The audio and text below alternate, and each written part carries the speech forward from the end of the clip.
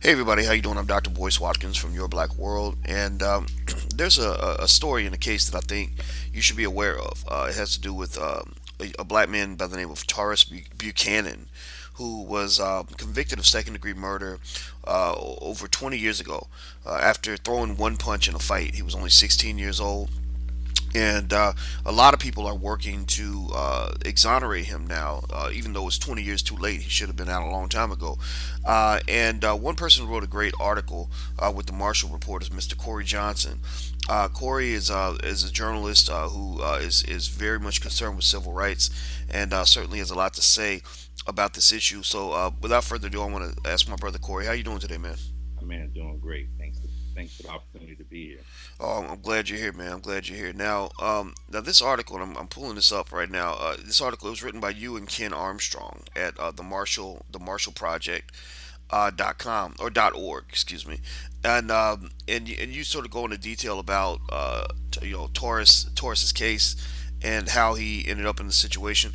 Let's start from the beginning. How did you get involved in the story, and what kind of drove you to it? So, right around January of last year, Ken Armstrong, my partner on this, got a tip from a legal source to say, "Hey, there's a really interesting case out of Louisiana that you guys might want to, dig into." And Ken and I started talking about it. I think he was tied up on another project, so I decided to kind of uh, plunge head first into the story to try to figure out a little bit more about it. So I went down to Louisiana and started looking at records and saw this amazing case about a young man, or he's 39 years old now, but he was 16 years old in the early 90s, who literally got caught up in something that anybody, if you've lived life as a young man in particular, who hasn't gotten involved in a childhood fight, who hasn't wrestled with a friend, who hasn't snapped on somebody with the dozens or something, and it gets a little bit out of control, and something really innocent, flamed out of control and had a really horrific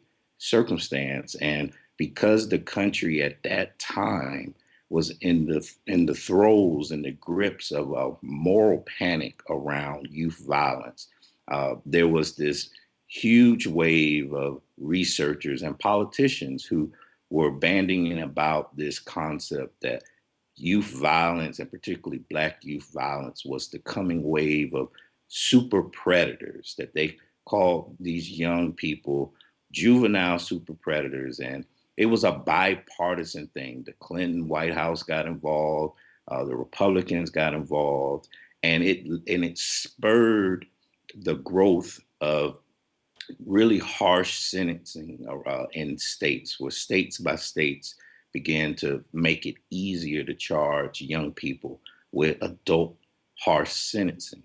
And what happened to Taurus Buchanan in particular, was he met up with a young, ambitious prosecutor who was working his very first murder case, and he wanted to make a name for himself.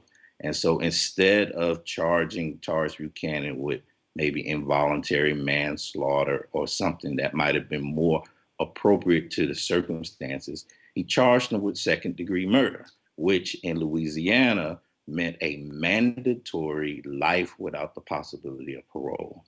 And what is unique about this story is many, many years later, the prosecutor was willing to honestly and candidly discuss his role in the case and the mistakes that he made. And he talked about how he set the jury in his favor and that he wanted to play to the largely white jury that he helped pick, play to their fears, play to their racial fears, in fact.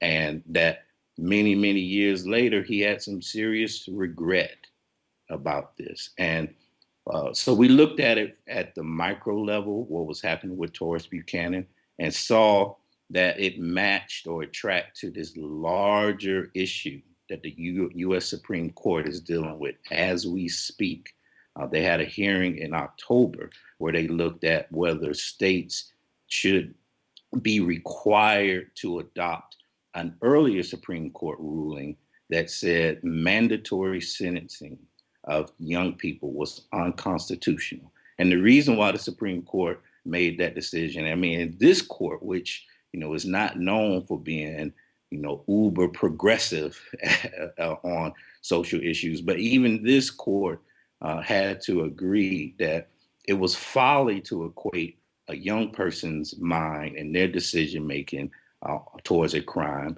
with an adult, because young people haven't experienced life, their brains aren't fully formed, so they don't quite know the circumstances and the consequences of their decisions. And young people can change with new information, with new life experience, with mentorship. Young people can be reformed. And but what had happened during this period of panic, uh, young people were being thrown away in the droves, in the states and the cities of America. And so now when we looked at the data, which is a whole nother story in and of itself, there's about 2,230 young people, well, people who are adults in prison for life without the possibility of parole, who were sent there as young people during this period of time, and they have no chance of ever getting out. And some of the crimes would merit a deep, detailed review to see if they could get a second chance, and that's what the Supreme Court is trying to deal with now. Well, what's interesting is that you consider the fact that the United States, the U.S. is the only country in the world that actually sentences minors to life in prison with no parole, from what I understand. If maybe there's one other country, but it's one of those countries that a small one that we think is it violates human rights on a regular basis.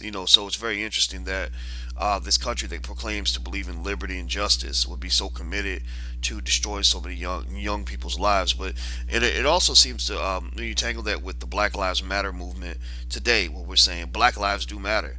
Well, I mean, this justice system seems to have shown that they don't matter, at least not to the people who are in charge. And it's not a coincidence in my mind that this child was sentenced, and he was a child, that he was given this long sentence in Louisiana. And what's really interesting is that this prosecutor you talk about, Tony Clayton, that he was actually a black man, which was just I mean pretty egregious. I mean, is Clayton helping to alleviate this? Like, is he? I know he's saying he regrets it, but is he actually speaking out actively and vocally to try to help this young man get his life back? Well, so the interesting thing about Tony Clayton is probably one of the most talented attorneys you've never heard of. Um, he at the time of this case, just to give you just a little bit more background about him, at the time of this case, he's a graduate. He was a graduate of Southern University. He sits on the board of Southern University as we speak, and is one of their chairpersons over their board of supervisors. He is tremendously beloved in the area, in Baton Rouge and in that area, by all sorts of people. And for all accounts, he's a brother of integrity and decency. That being said, at the time that he was being hired, he was a black man in a ultra conservative DA's office that really valued a tough on crime approach. And if you talk to him, he said that he had made a decision that when it came to black death, people harming black people to the point of taking their lives, that he was going to take a tough approach on that, and he did. And so Tony Clayton, although he is loved and respected, he's very much feared by people who are doing dirt, because they know if Tony Clayton gets the case, you're gonna lose. And not only you're gonna lose, but you're gonna get the max. So Tony feels very proud of his track record when it comes to those things. And yet the Taurus Buchanan case gives him nightmares, because he knows he went too far. He knows that his motives for what he did wasn't pure, that he was really looking to make a name for himself, and he made it in this case off of Taurus Buchanan.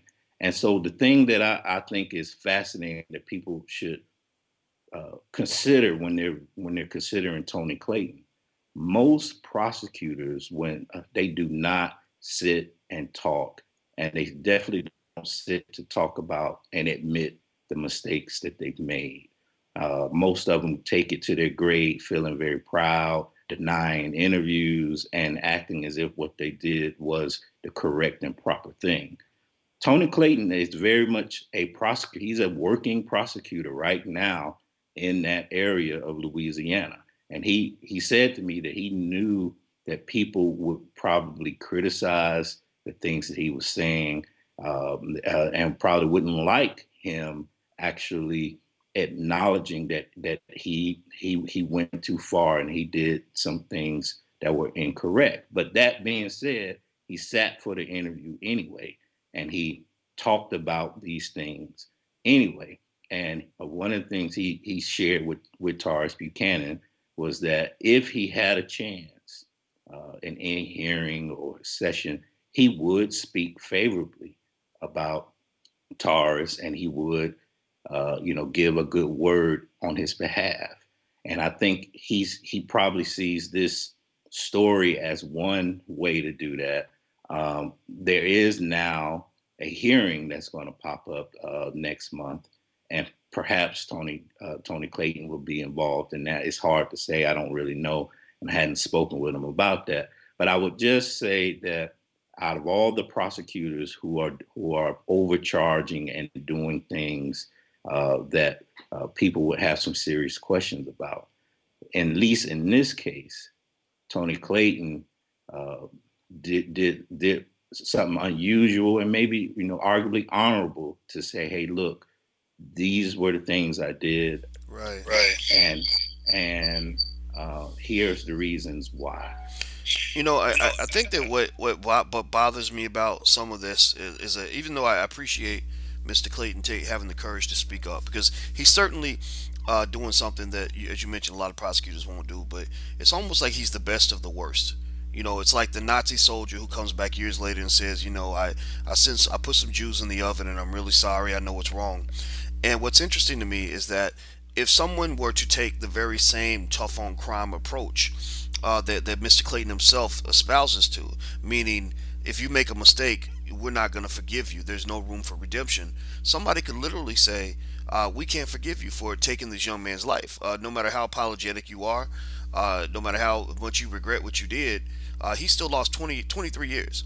He's now middle aged, and what's interesting is that when you're putting these little children in prisons with grown men who are raping them, beating them, teaching them to be better criminals, giving them mental illness in droves, it's hard to argue that somebody's going to be able to go through something like that and come out a productive member of society.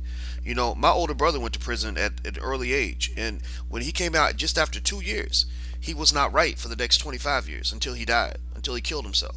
So my concern would be that, I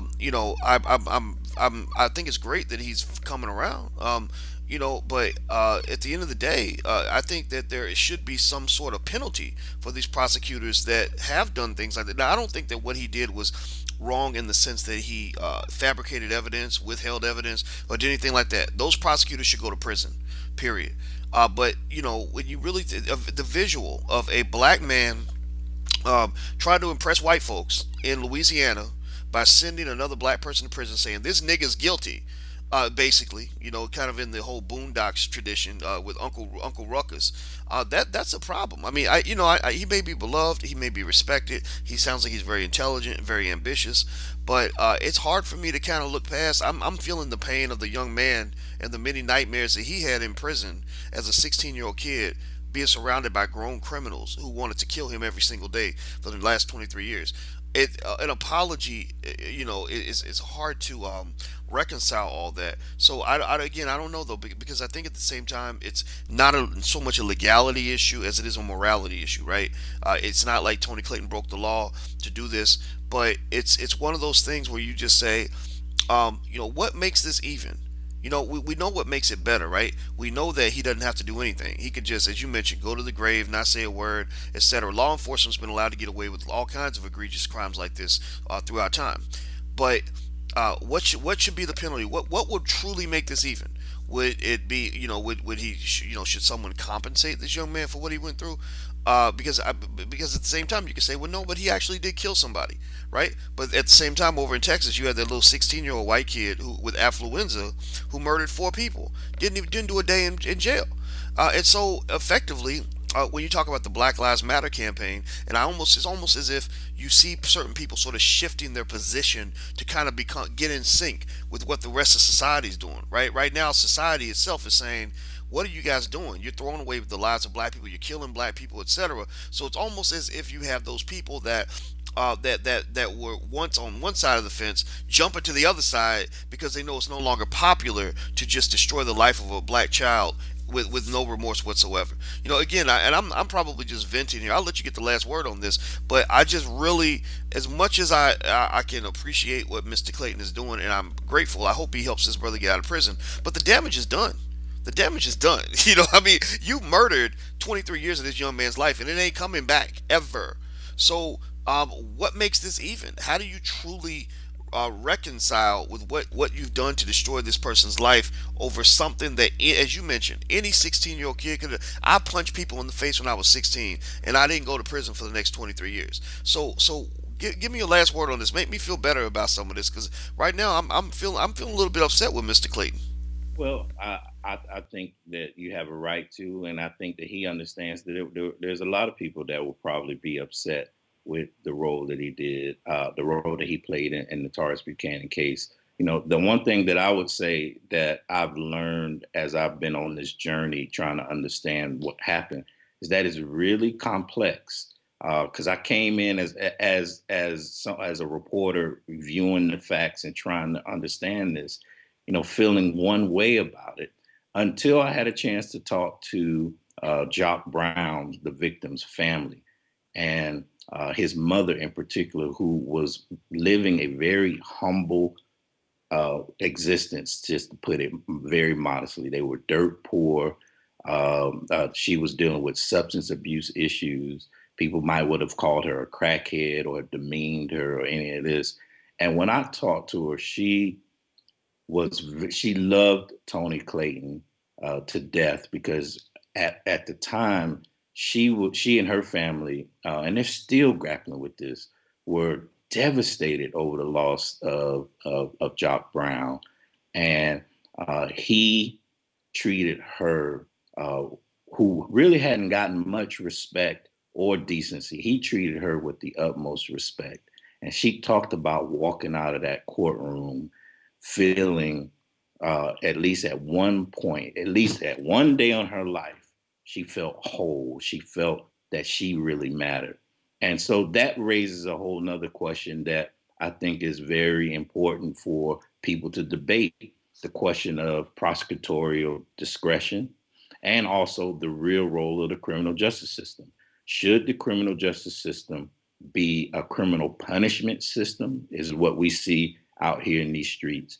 Or should the system be used in a way to make all communities whole, particularly when situations like this occur? And what happened in this case, there were two lives lost. There was the young man, Jock Brown, and then there was Taurus Buchanan. And by Tony participating in this process, people get a chance to see what it really looks like on a day to day and have an informed debate about it. And so, in that way, there is real value for what he's doing. But he understands that he's going to be viewed in many, many circles unfavorably, and he has to deal with that.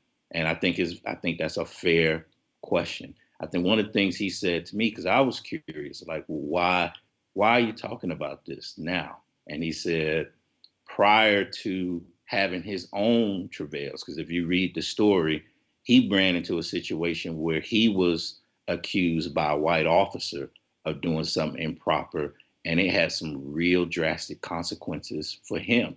Now he was able to show that the charges were false, but he had to fight and battle to get his own name back. And he said that moment there made him reevaluate how he had been handling his own power.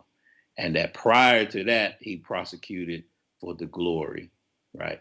But after that, he started to really prosecute for the good.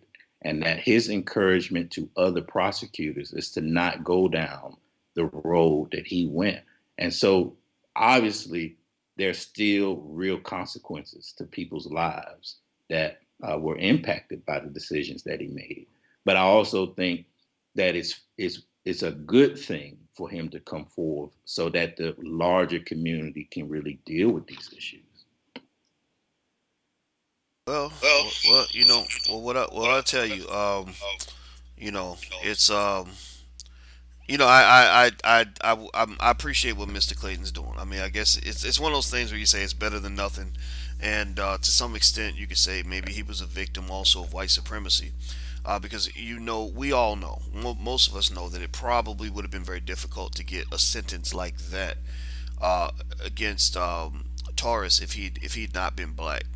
And I think that there have been ways to teach him a lesson without destroying his life. And I think that's the part that's problematic. And I think that the idea of a black man sending a black child to prison for life. I imagine that visual to a racist person in Louisiana would be a pretty good one. It's like, well, his own, he's got another black man to send him to prison, so it must be okay. And I think that for him to lean on those racial fears to get this done, that's just it's sad. I mean, it is a mental illness, but again, we've all been victimized by it at some point, and I don't know what to say. I just hope that Taurus can become whole. As everybody else is making themselves feel better about what they did to him. I hope someone can make him feel better about what he went through. So, well, I want to say thank you, Mr. Johnson, for your time. I appreciate your excellent commentary.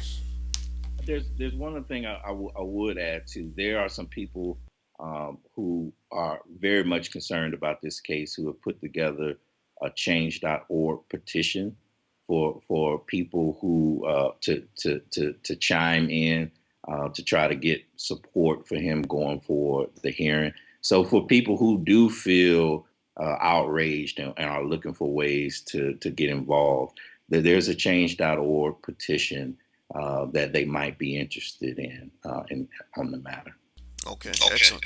Do you have the you have the URL by chance? Yeah, I'll send it to you. Okay, okay, please do.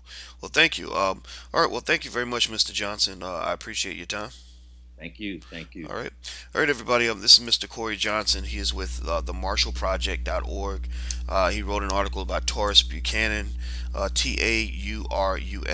Buchanan. In case you need to find it, I think you should read the article. Taurus was sent to prison for life for second-degree murder for one punch in a after-school fight, and so he has a hearing coming up. What, in February? Is that right? February. Yeah, a clemency hearing. So I hope you'll get behind it and support. If there's a petition, sign it. If there's a way to make a donation, please go for that. And remember this too. There are, for every one case we hear about, there are probably 1,000 others that we're not going to hear about. So let's deal with this justice system, because if Black Lives Matter, they have to matter all the way around the block, not just before people go to prison. The lives are also being destroyed in prison. In fact, more lives are being destroyed in prison than on the outside, and lots of young people are being victimized by this. So, all right. So once again, this is Mr. Corey Johnson from the Marshall Project. I am Dr. Boyce Watkins from Your Black World. Until we meet again, please stay strong, be blessed, and be educated. We are gone. Peace.